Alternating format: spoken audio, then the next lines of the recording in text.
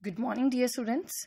Today we are going to start with the very important term of English grammar, that is clauses and phrases.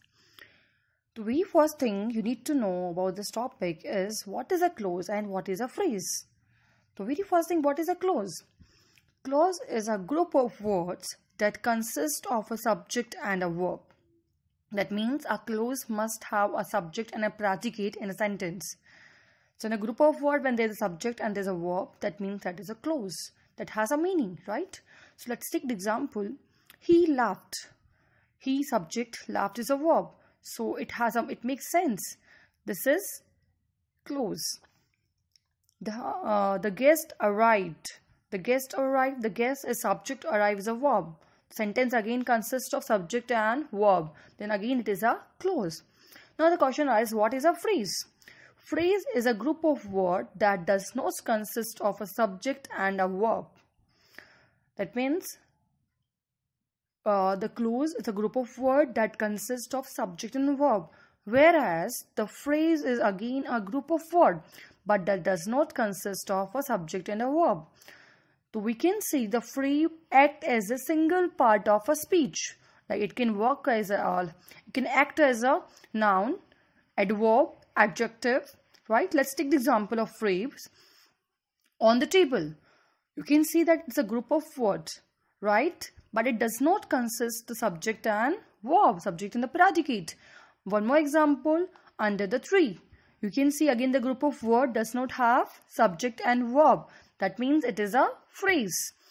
On the roof. On the roof is a group of words. At the door.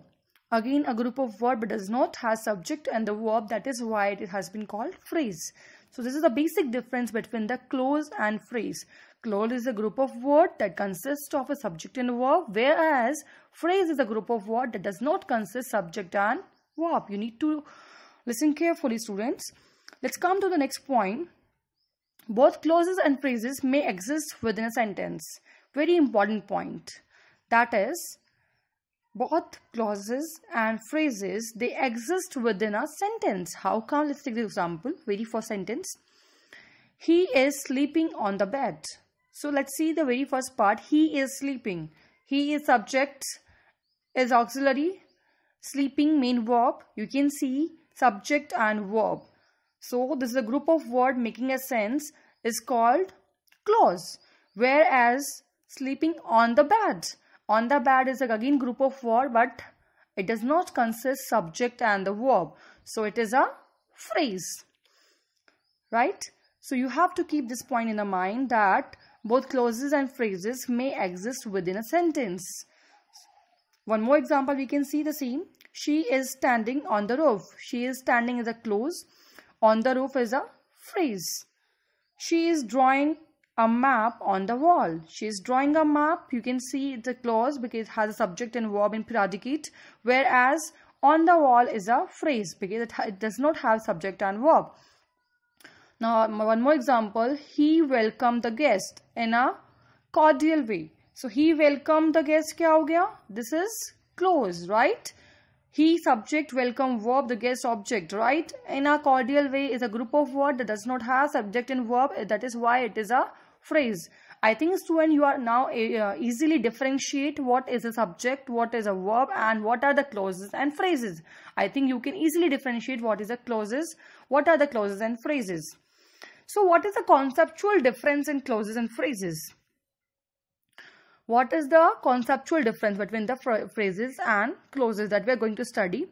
Very first thing you need to know that clauses has both subject and object. It can stand alone as a complete sentence because it gives a complete meaning. I told you just now the clause has subject and verb, object, and it makes a complete meaning, right? Whereas on the other hand, phrases cannot stand alone as a complete sense. Because it does not give a complete meaning. You know, group of words that have a meaning, but it does not have a complete meaning.